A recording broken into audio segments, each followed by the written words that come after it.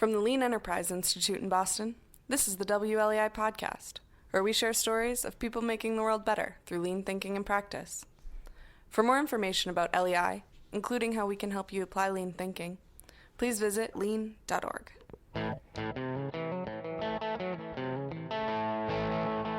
Welcome to the WLEI podcast. I'm your host, Matt Savis, and today's conversation is all about the lean product and process development principle, understand before you execute, featuring a case study of Schilling Robotics.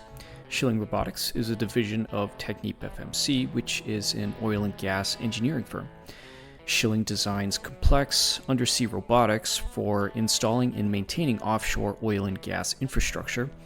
And as you can imagine, these vehicles operate in extremely challenging environments, thousands of feet under the sea, which makes their engineering spectacularly complex.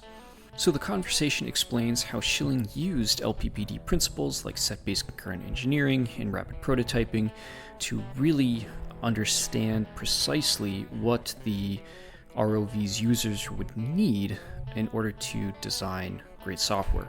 The catch is the conversation wasn't had by people.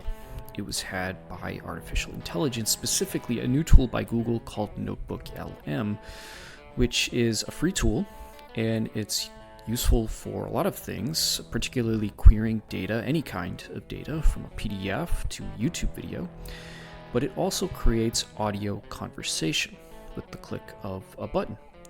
So I uploaded a 6-minute video LEI had produced about the LPPD principle understand before you execute and Schilling Robotics. I then clicked generate audio. I did nothing else. And what you hear is staggering. It will sound like a conversation between a man and a woman, but it's not. It was automatically generated in a matter of seconds based on that single 6-minute video clip.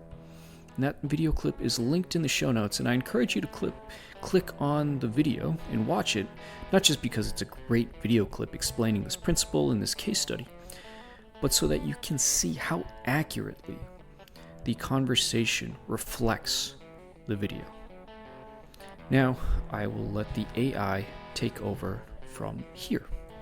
I suspect that's not the last time we'll be saying that. Ever really gone all in on something only to realize way too late that nobody actually wants it? Oh, totally. Like you design this, I don't know, like a self-stirring teacup thinking it's revolutionary. Yeah, and you're like, this is it. This is the big one. But then, crickets. Crickets. Because who knew? Not everyone needs their tea swirled with such precision. It's all about understanding your customer, right? Really understanding them. That's what this whole deep dive is about. And we've got some amazing research for this one. Did you know there were studies back in the late 90s that proved how crucial this is? Really? Late 90s? Seems like common sense, but I guess they had to prove it. Right. But here's the thing. Even though we know this, a lot of companies, they still kind of drop the ball. Yeah, why is that? I mean, it's not like customer understanding is some big mystery, right? It's about what happens when you don't get it right. You end up sinking time, money, resources into a product that misses the mark. And nobody wants that. Wasted potential, wasted energy. It's a bummer all around. But okay, let's say you do want to get it right. What's the secret sauce? It's not just about a survey, It's deeper. It's like connect, study in action, generate hypotheses, test, deselect. It's active. Wow, those are some serious verbs. This isn't just sitting in a room brainstorming. It sounds intense. Intense, but worth it. It's about uncovering those hidden needs, the why behind the what. And that's where the real innovation happens when you tap into that.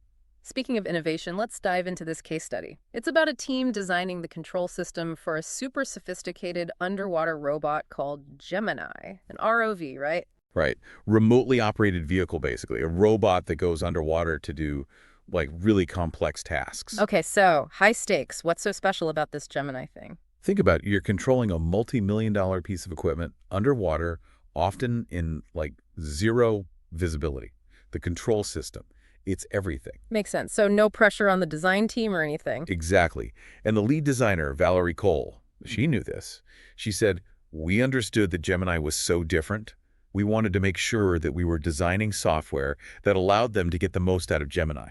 They were basically creating this link between a human brain and this incredibly advanced piece of tech, right? That's huge. Totally. And they had this really cool approach, high-tech anthropology, they called it. High-tech anthropology. Love it. Sounds fancy. Where'd they get that from? From the masters themselves, Menlo Innovations. They're like the gurus of human-centered design. Menlo Innovations, right. Okay, so back to this high-tech anthropology. How they actually use it? It can't be just like observing people through a one-way mirror, right? They did do a lot of observing, but first, prototypes, and not like fancy ones. Think pen and paper, PowerPoint.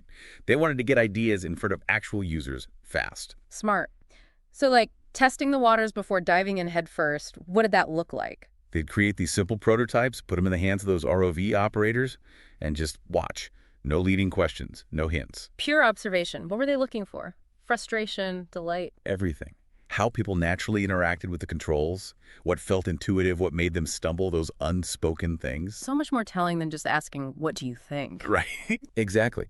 Plus, they had this system, they'd prioritize design questions based on what mattered most to the users. So smart. No time wasted on things that looked cool but weren't actually useful in the field. And they kept iterating. Like, they started with 3 designs, narrowed it down to 2, then finally landed on the winner. So even with all this fancy research and observation, it was still a process of trial and error. Totally. But that's the beauty of it, right? You learn so much more by doing and refining. It's like that quote, I think it was Cole who said it, listen to your users, but really pay attention to the observation of what they do. Yes.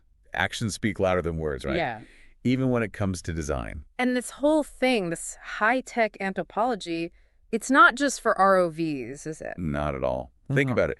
Car dashboards, medical devices, those self-checkout kiosks that everyone loves to hate. Oh, don't even get me started on those self-checkout things. Okay, but seriously, what's the takeaway here? For, our listeners who aren't designing underwater robots. It's about really seeing your customer, whoever they are. Yeah. What are their needs, their frustrations? Because that's how you create something amazing. So next time you're working on something, anything, remember those ROV designers. Observe, iterate, and never underestimate the power of understanding your customer. Couldn't have said it better myself. Well, wasn't that troubling?